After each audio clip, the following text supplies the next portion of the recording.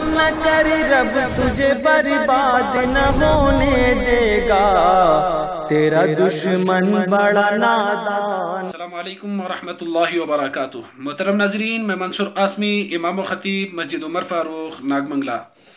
رمضان المبارک کی آمد ہے، بڑا ہی مقدس اور مبارک مہینہ شروع ہونے ہی والا ہے، لیکن اس سال رمضان کو لے کر مسلمان کافی پریشان ہیں، مایوسی کا شکار ہیں، کیونکہ کرونا وائرس کی وجہ سے ملک بھر کے اندر لاک ڈاؤن ہے۔ تو اس سال ہم رمضان کیسے گزاریں اور کس طریقے سے تراویح ادا کریں، تو انشاءاللہ آج کی اس ویڈیو میں اسی پر گفتگو کرنے والا ہوں۔ سب سے پہلی چیز، مایوس ہونے کی، ڈرنے کی بالکل ضرورت نہیں، کیونکہ مذہب اسلام مسلمانوں کو کسی بھی قیمت پر مایوس ہونے نہیں دیتا۔ اس وقت کرونا وائرس سے اپنے آپ کو بھی بچانا ہے، لوگوں کو بھی بچانا ہے۔ اس کا ایک ہی طریقہ ہے کہ اجتماعیت سے روکا جائے، بھیڑ بھاڑ اکٹھا کرنے سے روکا جائے۔ اس وقت بھیڑ بھاڑ اکٹھا کرنا، اجتماعیت کرنا اور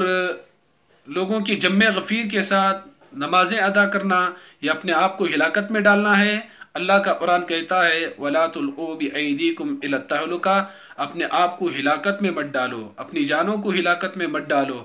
اور انسانی جان کی قیمت کیا ہوتی ہے اس کا اندازہ آپ اس سے بھی لگا سکتے ہیں، مَنْ أَحْيَاهَا فَكَأَنَّمَا أَحْيَا النَّاسَ جَمِيعًا، آپ کی وجہ سے ایک کی بھی زندگی بچ جاتی ہے،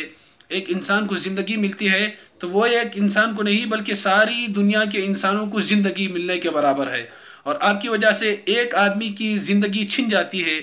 ایک آدمی کا انتقال ہو جاتا ہے تو گویا کہ ساری دنیا کے انسانوں کو مارنے کے برابر جو ہے گناہ تصور کیا جاتا ہے۔ اور انسانی جان کی قیمت تو بہت دور کی بات، جانوروں کی جان کی کیا ویلیو ہے اس کا اندازہ بھی آپ تھوڑا سا لگا لیں۔ ایک عورت کا انتقال ہوتا ہے، آپ صلی اللہ علیہ وسلم کے زمانے میں بڑی نیک، تہجد گزار، صدقہ خیرات کرنے والی، جنازہ آتا ہے، تمام صحابہ کہتے ہیں ہیا فی الجنہ، ہیا فی الجنہ، یہ عورت تو جنتی ہے، یہ عورت تو جنتی ہے۔ اللہ کے نبی علیہ السلام ارشاد فرماتے ہیں ہیا فی النار، یہ عورت دوزخی ہے، یہ دوزخ میں جانے والی ہے۔ صحابہ کی حیرت کی انتہا نہیں رہتی، پوچھنے پر نبی علیہ السلام ارشاد فرماتے ہیں کہ اس نے ایک بلی پال رکھا تھا اور وہ کچھ نمازوں میں ڈسٹرب وغیرہ کرنے کی وجہ سے باندھ کے رکھا تھا، جس کی وجہ سے بھوک اور پیاس کی وجہ سے مر گئی۔ تو اس بلی کے بھوک سے مر جانے کی وجہ سے اللہ تعالیٰ نے جہنم کو اس کے اوپر حرام کر دیا، اس کی نمازیں، اس کا صدقہ خیرات اسے جہنم کی آگ سے بچا نہیں سکے۔ مذہب اسلام کی خوبصورتی کو سمجھیے، جب ایک بلی کے جان کے جانے پر اس کی ساری نمازیں، سارے اعمال جو ہے اکارت ہو رہے ہیں اور جہنم کا منہ دیکھنا پڑ رہا ہے، تو کرونا وائرس کی کیا کیفیت ہے، کس تیزی کے ساتھ یہ پھیلتا چلا جا رہا ہے، اور بھیڑ بھاڑ کے اکٹھا کرنے سے پھیلتا ہے، تو اب بھیڑ بھاڑ کے اکٹھا کرنے سے یہ تیزی کے ساتھ پھیلتا ہے، تو اس لیے اس سے اپنے آپ کو بھی بچانا ہے، لوگوں کی زندگی کو بھی بچانا ہے، اور مسلمانوں کی شناخت، مسلمانوں کی پہچان، مسلمانوں کی آئیڈینٹیفائی جو کی گئی ہے وہ نہ داڑھی سے کی گئی، نہ نماز سے، نہ روزے سے، نہ صدقہ خیرات سے، بلکہ اللہ کے نبی علیہ السلام نے ارشاد فرمایا المسلم من سلم المسلمون بلسانہ ویدیہ، مسلمان وہ ہے جس کی زبان اور ہاتھ سے دوسروں کو تکلیف نہ ہو۔ یہ نہیں فرمایا کہ نماز پڑھنے والا مسلمان، داڑھی رکھنے والا مسلمان، ٹوپی پہننے والا مسلمان، صدقہ خیرات کرنے والا مسلمان، بلکہ فرمایا مسلمان وہ ہے جس کی زبان اور ہاتھ سے اور جسم کے کسی بھی حصے سے دوسروں کو تکلیف نہ ہو، یہ مسلمان ہے۔ تو اس لیے کرونا وائرس کی خطرناکی اور اس کی سنگینی آپ لوگوں کے سامنے ہے، تو اس کے پیش نظر مسجدوں میں بھیڑ بھاڑ اکٹھا کرنے سے روکا جائے، اور حکومت کی جانب سے جو ہدایات دی جا رہی ہیں 4 سے لے کر 5 آدمی، بس اسی پر یہ تمام لوگ اپنے اپنے گھروں میں رہ کر 5 وقتہ نماز اور تراویح کا اہتمام کریں۔ تراویح کس طریقے سے پڑھنا ہے وہ ابھی سمجھا دیتا ہوں، لیکن اس سے پہلے ان تمام لوگوں سے درخواست کرتا ہوں اپنے دلوں کو چھوٹا نہ کریں، مایوس نہ ہو کہ ہم مسجدوں میں جا کر نماز پڑھنے سے محروم رہ گئے اور مسجد میں جا کر تراویح ادا کرنے سے محروم رہ گئے۔ اللہ کی جانب سے امید ہے اپنے اپنے گھروں میں رہ کر نماز اور تراویح کے پڑھنے سے وہی اجر ملتا ہے جو مسجدوں میں جا کر پڑھنے سے ملا کرتا تھا۔ اس لیے کہ ہمارے دلوں کی کیفیت کو اللہ تعالیٰ بہتر جانتا ہے، ہماری نیت صاف ہے۔ نبی علیہ الصلوۃ والسلام نے ارشاد فرمایا نیت المؤمن خیر من عملہ، مومن کی نیت اس کے عمل سے بہتر ہے۔ ہمارے دل کی تمنا تو یہی تھی کہ ہم مسجدوں میں جا کر جو ہے نماز اور تراویح پڑھیں، لیکن مجبوری کی وجہ سے اپنے گھروں میں پڑھ رہے ہیں۔ اللہ کی جانب سے امید ہے اس سے بھی زیادہ اللہ تعالیٰ ہمیں اجر مرحمت فرمائیں گے۔ تسلی کے لیے ایک چھوٹا سا واقعہ بھی سنا دیتا ہوں۔ امیر معاویہ رضی اللہ تعالیٰ عنہ کے بارے میں آتا ہے کہ ایک جنگ سے لوٹتے ہوئے راستے میں رات کا وقت آ گیا، وہیں پر قیام کرتے ہیں، رات میں سوتے ہیں، تھکان کی وجہ سے آنکھ لگ جاتی ہے، تہجد کے لیے آنکھ نہیں کھلتی، فجر کا وقت شروع ہو جاتا ہے، تو امیر معاویہ رضی اللہ تعالیٰ عنہ کو بڑا دکھ ہوتا ہے، بڑی تکلیف ہوتی ہے تہجد کی نماز کے چھوٹ جانے کی وجہ سے۔ دوسرے دن کی کیفیت بھی یہی ہوتی ہے، دوسرے دن بھی تھکان کی وجہ سے رات میں اچھی طرح نیند لگ جاتی ہے، تہجد کا وقت ختم ہونے ہی والا ہوتا ہے، ایک بوڑھا آ کر تہجد کی نماز کے لیے جگاتا ہے۔ امیر معاویہ رضی اللہ تعالیٰ عنہ اس کا شکریہ ادا کرتے ہیں، اگر آپ نہ جگاتے تو آج کی تہجد کی نماز بھی میری چلی جاتی۔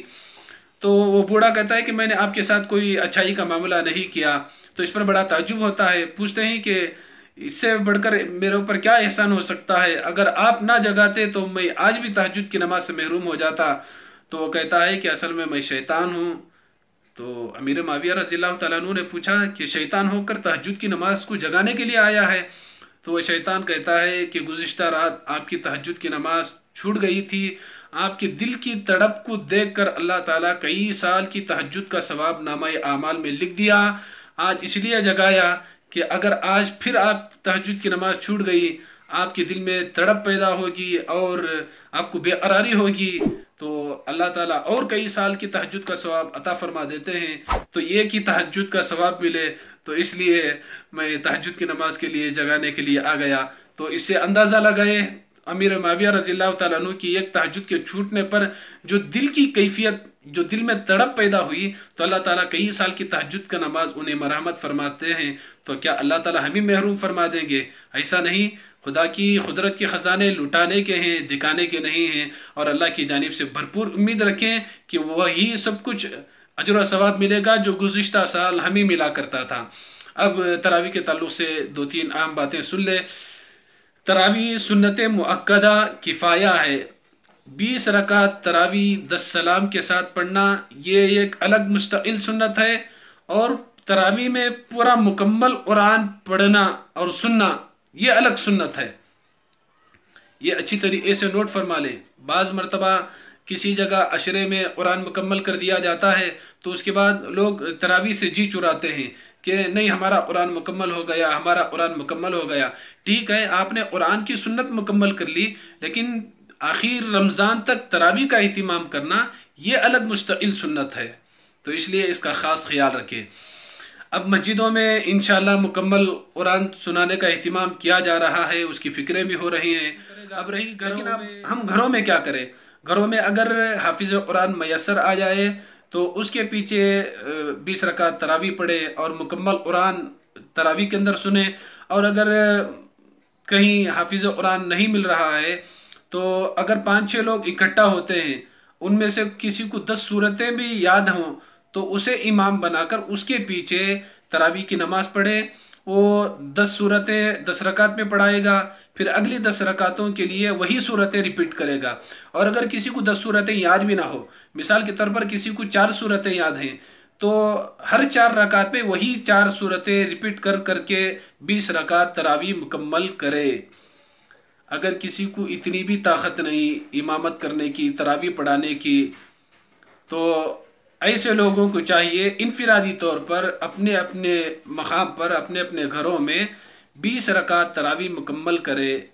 اور 2 سورتیں یاد ہیں تو وہی 2 سورتوں کو 20 رکعت تک ریپیٹ کر کر کے تراویح۔ جب گھروں کے اندر فرض نماز اور تراویح کی نماز ادا کی جاتی ہے، اس تعلق سے گھر کی مستورات یعنی گھر کی عورتیں اس جماعت کے اندر شامل ہو سکتی ہیں یا نہیں، اگر شامل ہو سکتی ہیں تو اس کا کیا طریقہ کار ہے، اور اسی طریقے سے نابالغ بچے کے پیچھے تراویح ہوتی ہے یا نہیں ہوتی، اور کس طریقے سے معلوم کریں کہ یہ بالغ ہو چکا ہے یا نہیں، اس کی کیا عمر ہے یا کن علامتوں سے پہچانا جائے گا، اس تعلق سے انشاءاللہ میں اگلی ویڈیو میں اس تعلق سے ریکارڈ کرنے والا ہوں، اس لیے کہ ویڈیو زیادہ لمبا ہو جائے گا تو پھر دیکھنے والے بھی اکتا جائیں گے۔ تو آج کے اس ویڈیو کو اسی پر ختم کرتا ہوں۔ یہ دو باتیں مستورات شامل ہو سکتی ہیں یا نہیں ہو سکتی ہیں تو اس کا کیا طریقہ ہے، اور نابالغ بچے کے پیچھے تراویح اور نماز کا کیا حکم ہے، اور بلوغت کی کیفیات کس طریقے سے معلوم کی جائے گی، انشاءاللہ اگلے ویڈیو کے اندر اسے بیان کرنے کی کوشش کروں گا۔ آپ لوگوں سے درخواست ہے انشاءاللہ اسی طریقے سے ہر رمضان روزے کے تعلق سے، اعتکاف کے تعلق سے، زکوٰۃ کے تعلق سے مسئلے مسائل اس چینل پر اپلوڈ کیے جاتے رہیں گے۔ آپ لوگوں سے درخواست ہے اس ویڈیو کو زیادہ سے زیادہ شیئر کریں، اور اس چینل پر اگر آپ نئے ہیں تو اس چینل کو سبسکرائب ضرور کر لیں، اور کمنٹ کے ذریعے سے اپنی رائے کا ضرور اظہار کریں۔ السلام علیکم ورحمۃ اللہ۔